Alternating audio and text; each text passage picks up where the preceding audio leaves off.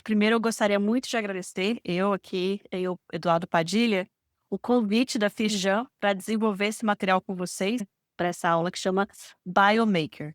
Então, quando a gente quer dizer maker, a gente está inserido no que a gente chama de cultura do faça você mesmo.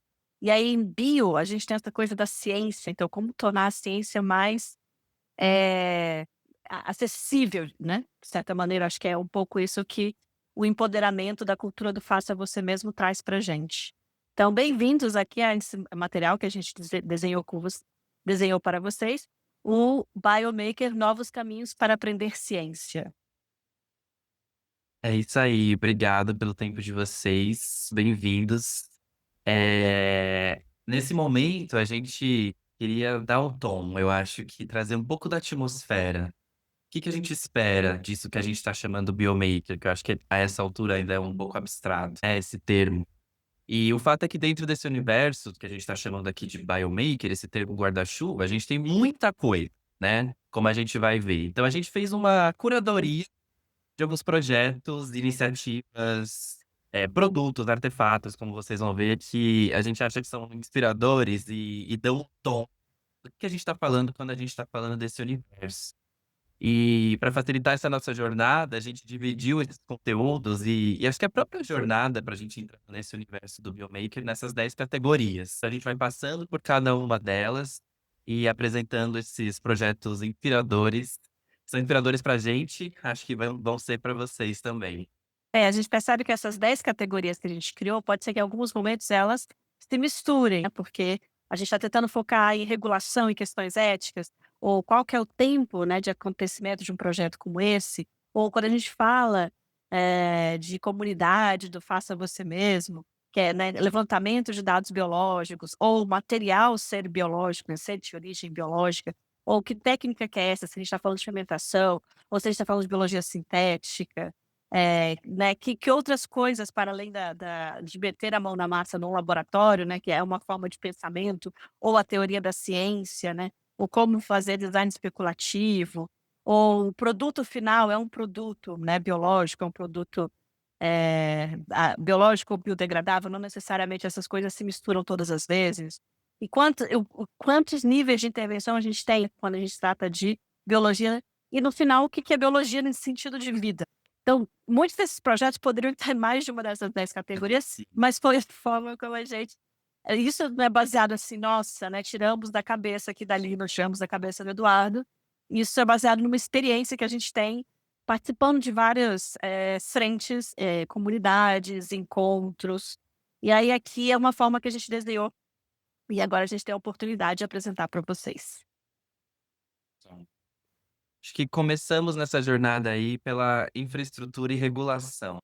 E a razão para isso é porque se aventurar nesse universo do faça você mesmo e onde ele encontra o bio, demanda uma infraestrutura muito específica, né. Diferente de talvez fazer em outros campos. E para trazer esse gancho e começar essa discussão, a gente escolheu um projeto que é especialmente interessante, até porque é um projeto do qual eu participei e é um projeto que eu concebi, que na verdade é uma obra de arte. Então, curioso que a gente vai falar de regulação, que geralmente é um assunto super árido e super técnico, e a gente vai começar a falar desse assunto com uma obra de arte. Essa obra se chama Apoptotic Bodies em inglês, em português seria Corpos Apoptóticos, que na verdade é um conceito, é um fenômeno da biologia celular, tem a ver com a morte celular. E o fato é que para essa obra acontecer contexto, pensem que essa obra foi feita num contexto de arte contemporânea. Então você tem artistas, você tem galeristas, curadores que queriam fazer uma obra de arte com células vivas, com tecidos vivos. Esse era o objetivo deles, para essa exposição. E E como que essas você células vivas, Padilha, esses tecidos vivos, eles eram células humanas, de animais, de plantas? eram células humanas. No caso, para a obra, escolhi fazer com células humanas. Tínhamos 3 linhagens, como a gente chama, né, 3 tipos de células humanas que estão dentro dessas 3 caixas de acrílico que dá para ver na imagem. Não dá para ver as células especificamente, não tinha nenhum microscópio como parte da obra, mas a gente cultiva elas dentro dessas garrafinhas como essa que está na esquerda do slide, com um meio de cultura que é essa substância nutritiva que ali é esse líquido rosinha, mas elas eram células humanas que foram compradas, foram obtidas comercialmente, porque dá para comprar células humanas e elas vão chegar pelo correio, isso acontece. O que não significa que seja tão simples assim, né, porque para você cultivar essas células, começam aí, os requerimentos em termos de infraestrutura. Você precisa desse meio de cultura, que é esse líquidozinho que está ali na imagem, que nutre essas células. Essas células vieram de um corpo que geralmente a gente vive a 37 graus, né, a menos que você esteja com febre. Então você precisa mantê-las numa incubadora com uma temperatura específica. Elas precisam crescer numa incubadora com 5% de CO2. Elas precisam de fatores de crescimento. Esse meio de cultura ele vai esgotar os nutrientes, você tem que trocar. Então, existe uma série de limitações, que já são limitações que os laboratórios, por exemplo, de pesquisa, se dedicam a resolver. Mas como que você faz isso no contexto, nesse caso, artístico, né? E aí, para isso, pra que essa obra, inclusive outras obras dessa exposição, pudessem acontecer, o que aconteceu foi que foi montado um laboratório em um dos andares da galeria, como vocês estão vendo nessa imagem aí. Então a gente pegou uma das salas e transformou num laboratório, e isso envolveu desde alugar os equipamentos. Então, por exemplo, na imagem da esquerda dá para ver essa cabine aí retangular, que é um fluxo laminar, que é uma cabine que mantém a esterilidade dentro da cabine. Então nada sai e nada entra pelo ar, para você evitar que as células contaminem. Centrífuga, microscópio, a incubadora que está ali embaixo da janela, 37 graus, 5% de CO2, um freezer, que nesse caso é um freezer pequenininho ali do lado da janela também. Tudo isso Você necessário falou para de manter. contaminação neste caso. Essa contaminação, você está com Sim, medo de que essas células que você comprou, não sei em que Mercado Livre da vida, você comprou essas células, você está com medo de que elas te contaminem? Você está com medo de que o ar contamine elas? O que que é esse laboratório nesse sentido? O que que ele está fazendo? essa é uma ótima pergunta. Esse laboratório, como vocês estão vendo aí, ele é o que a gente chama de um laboratório de biossegurança 2, né. A gente tem diferentes níveis de biossegurança, dependendo do material biológico com qual você está lidando. Então, se é um organismo que oferece um baixíssimo risco à saúde do manipulador e da comunidade, ele é considerado um nível de biossegurança 1. Por exemplo, algumas bactérias, você não precisa desse fluxo laminar, dessa cabine, pôr a mão lá dentro e tudo mais. No nível de biossegurança 2, você já tem alguns componentes biológicos que podem causar algum malefício se eles contaminarem. Mas aqui, honestamente, a maior preocupação é você não contaminar as células. Não é nem o manipulador, porque elas têm um risco muito baixo para o manipulador, de fato. Aqui a maior preocupação é não contaminar as células, porque o ar está cheio de esporos, de fungos, bactérias. Se você abre aquela garrafinha, né, essa garrafinha aqui da foto anterior, o ar entra em contato e já era. Essas bactérias, esses fungos vão se alimentar daquele meio nutritivo e vão contaminar essa célula, e você perde essa amostra, né, como a gente fala. Então aqui a maior preocupação, na verdade, era essa. Mas existe sim a preocupação também, por exemplo, em níveis de biossegurança 2 e 3, principalmente, que são organismos patogênicos, de que você não contamine o operador e que aquilo não saia do laboratório de jeito nenhum, né. Então um vírus que para o qual não existe vacina, esse tipo de situação. E nesse caso, né, é interessante porque até uma consultoria de biossegurança foi contratada pelos curadores da exposição para dar uma consultoria e fazer a avaliação do que esse espaço tinha que conter. Escrever os protocolos do que os artistas e os manipuladores tinham que seguir para que essa exposição acontecesse. Então, por exemplo, esse chão quadriculadinho, por mais bonito que ele seja, ele tem uma razão de ser. Vinil que impermeabiliza um grande adesivo colado no chão, porque se qualquer líquido cai, ele não pode penetrar num carpete, por exemplo. Tem que ter uma pia, tem esse tipo de regulamentação que guiou esse espaço e mostra, né, quanto de infraestrutura você precisa para manter lidar com o bio, né, nesse caso, organismos e células in vitro. Essa exposição, inclusive, ela ficou 3 meses lá na Japan House, foi em Los Angeles, nos Estados Unidos. 3 meses de exposição. Então pensa, como é que você mantém essas células vivas 3 meses? E aí o que eles fizeram foi contratar técnicos de laboratório, trabalhavam alguns horários parcialmente, para ficarem trocando esse meio de cultura 3 meses, para que essa porque o meio de cultura esgota os nutrientes, né, você tem que constantemente renovar. E as células crescem demais. Tem uma hora que não tem mais espaço naquela garrafa para elas continuarem crescendo. Então você tem vários tipos de problemas que ao ponto deles terem que contratar esses técnicos de laboratório que ficavam cuidando dessas células, inclusive de células de outras obras, ao longo de 3 meses. Mas é um ótimo exemplo do tipo de infraestrutura que você precisa. Nesse caso, a gente estava nos Estados Unidos, então a regulamentação seguida era a regulamentação dos Estados Unidos. Essa consultoria de biossegurança era dos Estados Unidos, eles tinham expertise do que tinha que ser feito para garantir que ninguém infringisse. É, e assim, foram utilizado células humanas. Provavelmente, se você estivesse fazendo um projeto de fermentação, que é basicamente uma cozinha, a gente pode considerar que é cozinha, Sim, então é o laboratório de nível de biossegurança 1. sim, sim, Não exatamente. necessariamente você precisa, toda vez que você trabalhar com projeto de bioarte, ter um laboratório com esse nível de segurança. Exato, exatamente. E é muito engraçado que quando você compra essas células, esse Mercado Livre dessas células, ele é um repositório, ele chama ATCC, que é um grande repositório de células. E aí você entra no site e você diz lá o que que você quer. Mas você tem que ser uma organização validada. Eu não posso comprar como pessoa física, por exemplo. Ah, eu quero esta célula. Então você tem que ser, isso foi através da organização, inclusive dessa consultoria de biossegurança.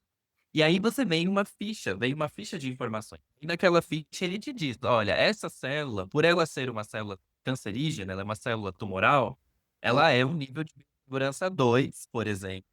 Porque se alguém, um dia, sei lá, corta o dedo, corta a luva, e uma amostra daquela célula entra em contato com seu sangue, existe uma chance muito remota, mas existe, de que aquela célula gere um tumor em você, por exemplo. Porque ela é uma célula tumoral. Então, esse tipo de informação também influencia. Mas existem células humanas que são nível de biossegurança 1, por exemplo. Porque apesar de ser humana e de ela ter o risco de contaminação, você tem que tomar o cuidado, ela não oferece um risco para o manipulador. Então você entra em todas essas nuances que a gente tem que levar em conta aqui também. Agora eu fiquei curiosa, a sala, porque essa não é a obra é aquela do slide anterior. Esta sala estava aberta ao público para eles saberem que por trás daquela obra era preciso ter uma sala como essa? Teve momentos de visitação. Ela não ficou aberta constantemente, mas tours para subirem e eles verem que aquelas obras da galeria, elas estavam sendo mantidas ali em cima. Então teve momentos do tour para o público, um open lab. Open galeria barra open lab. Tá, vamos então ver agora qual que é a próxima provocação. Ixi. Ai, essa próxima provocação é bem interessante, né, porque está falando de infraestrutura que você precisa, porque você está lidando com o bio, eh, e a regulamentação que foi sendo desenvolvida para literalmente regular a forma como o bio é manuseado. E aí aqui isso vale tanto para um contexto de mercado privado, academia, os lugares convencionais, quanto para um contexto do faça você mesmo, né. Esse exemplo aqui, ele foi feito dentro de institutos teoricamente convencionais, apesar de ser um exemplo ilegal, mas ele é um exemplo muito claro de regras infringidas. Aí eu vou fazer uma digressão, é um retorno para a gente ter um contexto de da onde vêm as regulações do bio, né. Elas vêm principalmente do que aconteceu durante o nazismo, porque os experimentos com seres humanos feitos durante a Segunda Guerra Mundial, no momento em que os crimes de guerra foram julgados no tribunal de Nuremberg, um dos pontos que se levantou, além da questão humanitária, mas junto com a questão humanitária, na verdade, foram as experimentações e a antiéticas feitas com os prisioneiros dos campos de concentração. Então, no tribunal de Nuremberg, surge a primeira ideia de regulamentação sobre como orientar a experimentação com seres humanos. Até então, ninguém tinha discutido exatamente o que que pode e o que que não pode. E aí, depois disso, surge uma outra conferência, Helsinki, cada vez eles escolhem uma cidade, que gera as primeiras diretrizes do que pode e o que não pode ser feito com seres humanos. E aí, isso é muito importante no desenvolvimento do que a gente chama de bioética. Então, esse exemplo aqui, especialmente dramático, porque ele envolveu a manipulação genética de bebês humanos. E depois da Segunda Guerra, de todas essas regulamentações, isso é expressamente proibido. Por mais que cada país tenha variações da sua lei, isso de fato tem variações importantes. Esse exemplo aqui, esse pesquisador chinês, que é o He Jiankui, modificou 2 gêmeas, fez 2 embriões geneticamente modificados, e ele mexeu num gene que chama CCR5, que é envolvido, na infecção pelo vírus do HIV. Então o que ele queria fazer eram bebês resistentes à infecção por HIV. Como essa manipulação foi genética, essas crianças, quando crescessem, eles nunca pegariam HIV na vida, meio que seria essa ideia. E aí ele manipulou esses embriões em laboratório, e aí começa a primeira infração muito clara, porque na China a regulamentação diz claramente que você não pode lidar com embriões com mais de 14 dias, e você não pode implantar no útero. Então você até pode fazer experimento com embriões novos e, em geral, se faz para células tronco, mas você não pode implantar e gestar. Mas ele fez exatamente o contrário, manipulou, alterou o gene, e esses bebês chegaram a nascer. Existe muita falta de clareza, tá? Ninguém sabe exatamente em que instituição ele fez isso, se as mães não sabiam exatamente o que estava acontecendo, mas ele escolheu casais que o pai, por exemplo, era HIV positivo, teoricamente para mostrar que os bebês não iam ter infecção. Ele foi condenado na corte de Xangai a 3 anos de prisão. Mas o mundo inteiro olhou para esse caso, inclusive esse exemplo que está no slide é a fala de um pesquisador do Instituto Francis Crick na Inglaterra, que falou que na Inglaterra provavelmente as mesmas coisas teriam acontecido, uma multa de milhões e prisão. Mas o mundo ficou meio confuso porque não existe os autos do julgamento não foram disponibilizados pelo governo chinês. Então eles não sabem todo o dossiê. Mas o que sabem é que ele de fato modificou esses bebês, infringiu a regulamentação e a comunidade internacional surtou. Esse gene é envolvido com HIV. Mas um dos principais argumentos da condenação é que hoje você não precisa modificar alguém geneticamente para evitar, por exemplo, que a infecção do HIV passe de pais para filhos na gestação. Existem outras formas de prevenir isso. Então começaram essas discussões de se estaria justificado ele fazer isso com uma ferramenta tão drástica quanto a manipulação genética, num caso em que existiriam outras soluções. E ele, bem ou mal, ele não desenhou um estudo para mostrar segurança ou o impacto na saúde. Ele só queria mostrar que é possível. Era meio que uma prova de conceito. E aí essa motivação de só fazer para mostrar que é possível, também foi um dos argumentos usados no julgamento dele. Diga-se de passagem, esse gene, como acontece muito na genética, ele não faz uma coisa só, tá? Então ele é importante para a infecção para HIV, mas esse gene também é muito envolvido com cognição e função cerebral.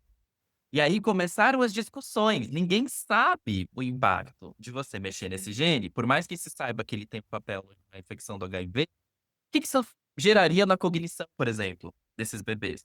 Não há certezas sobre isso. Então entrou-se também nessa outra discussão dos riscos de você manipular geneticamente seres humanos, dependendo do gene que você está mexendo. Mas aqui, a infração é muito clara, porque é seres humanos, né. Quando se trata de ser humano, todo mundo é muito sensível, então as coisas tendem a ser mais claras. Mas a gente vai ver mais pra frente que quando se trata de outros organismos, às vezes a regulamentação não é tão clara assim. Mas só para pegar esse gancho, né, porque é muito interessante, por exemplo, né, a gente que já nasceu depois do microscópio, das células, né, agora já tem essa geração que nasceu porque acho que eu ainda vi a coisa de desvendar todo o DNA, tipo assim: "Nossa, estão Uhum. decodificando o DNA humano". E aí eu acho que tem uma coisa interessante que é a história da medicina, que eu, assim, sou muito apaixonada pela história da medicina. Se você pensar que há 200 anos atrás, a gente não conseguia dizer se uma pessoa estava morta de verdade. Sim. Então, por isso que a gente inventou o quê? O funeral, né, porque tinha gente que acordava ali, no meio do funeral, ou, salvo pelo sino, né, Ai, sim. que inventaram esses caixões que tinham um sino dentro, porque algumas pessoas eram enterradas vivas. E pensando na ciência, porque hoje quando a gente olha para a ciência, ou acho que em vários momentos da história, não só hoje, mas a gente tem um respeito muito grande por quem está usando o jaleco.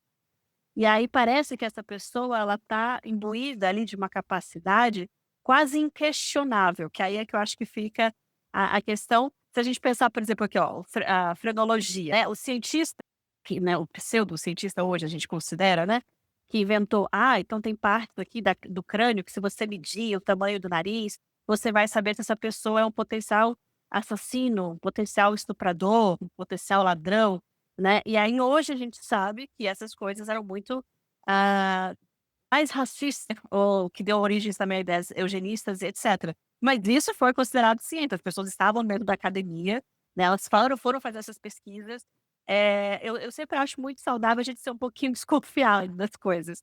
Eu não estou dizendo, não tô dizendo que não tô do lado desses cientistas chinês, enfim, que fez isso, mas também eu fico pensando, se a gente não puxa um pouquinho as fronteiras, né, não força um pouquinho as fronteiras, a gente também não sabe o que que vai acontecer. Então é um campo muito ambíguo, acho, quando a gente está falando de bioética. E aí as regras são diferentes para cada país. Eu estava comentando, semana passada eu encontrei o Okan, que ele foi, a gente vai falar do Ecombativo mais para frente, mas ele trabalhou um tempo nessa empresa. E aí ele falou: "A gente tem muitas biotechs né, nos Estados Unidos, porque quase não precisa se ter um comitê de ética ou um comitê, assinando os projetos. Então é muito comum nas garagens nos Estados Unidos, a Uhum. gente tem esse tipo de projeto". Ele estava comentando comigo. Porque eu falei: "Eu quero fazer um trabalho, mas eu quero fazer um projeto agora que como eu vou trabalhar com célula humana, assim como eu acho que o Padilha, né, precisou para o projeto dele, precisa-se de um comitê de ética, precisa, né, tanto que vocês contrataram uma consultoria de biossegurança, enfim, bioética". E aí eu fico naquela, dependendo do país onde eu estou fazendo esse projeto, ou quem está financiando esse projeto, eu vou ter acesso ou não a esse tipo de conversa, discussão, ou mesmo legislação, para horror do meu advogado. E aí, pensando nisso, eu acho que a gente traz a próxima provocação, porque ainda ninguém parou a Jo, né, até agora. E aí ela tem essa Pois coisa é. de, se a gente pode fazer, se a gente pode reengenheirar, por que que a gente não tem unicórnio? Esse ser mitológico. Não, gente, por que que unicórnio? Por que não é um dragão? Eu quase perguntei isso. Queria ver um troço cuspindo fogo, não é um cavalo cuspindo. Pois é, né, eu penso, se é ambíguo para o que já existe, o que dirá a regulamentação sobre um ser mitológico? Como lidar com isso? Até porque um dos grandes para o que se diz, né, do paradigma, acho que de qualquer revolução tecnológica, geralmente a evolução vem primeiro, a regulamentação vem correndo atrás. Isso em qualquer área do conhecimento, pode ser no aeromodelismo, pode ser na engenharia genética, né. Primeiro você cria uma inovação e depois a estrutura reguladora tenta dar conta de limitar. E aí, conforme a ideia for muito louca, eu não sei se a estrutura regulatória vai dar conta do unicórnio. E até porque, assim, será que a gente tem essa outra coisa, né, uma espécie, você considera uma espécie aquela que ela é capaz de reproduzir. Então eu não sei se ela vai criar uma espécie, talvez ela crie um exemplar de unicórnio, Pode ser. mas não necessariamente quer dizer que ele é reprodutível no sentido de uma reprodução Sim, sexuada, né, então não será, então, assim, nem é uma espécie, e não sei como é que isso vai ser catalogado, se é que vai ser catalogado, né, os exato. taxonomistas agora, né, que Imagina pertence. Linneu tentando dar conta disso. É, exato, mas é curioso porque ela tá forçando as fronteiras nesse Sim. sentido, né. Tipo, se a gente pode, né, fazer isso, e ela tem toda uma proposta de fazer você mesma, que ela Uhum. traz um pouco essa coisa da ideia do jaleco do laboratório, para que você possa se apoderar mesmo, né, Sim. e poder fazer, por que não fazer em casa, esse tipo de modificação genética, o que só vai abrir mais portas para legislação e outras questões que a gente ainda vai ver. Agora, numa coisa menos louca, foi quando a Jana, da impressão de comida 3D, ela deu uma aula em que ela comentou, em 2021, ela comentou que no fim de 2020, Singapura criou uma legislação para comida impressa, bioimpressa. E aí foi o primeiro país do mundo a criar uma legislação para comida bioimpressa. Eu falei assim: Olha "Gente, nem só. sabia que Singapura estava imprimindo comida", né. Mas já criaram uma legislação para Olha só. isso. Então a gente já tem quase 5 anos de legislação, né, de uma tecnologia que nem tá tão disponível Uhum. assim no mercado, né. Mas é isso, é uma mistura entre o que está acontecendo agora, eu não sei se essa legislação ao longo desses 5 anos mudou, provavelmente, talvez ainda vai mudar mais, a cada vez que a gente for adotando mais a possibilidade de, imprimir comida.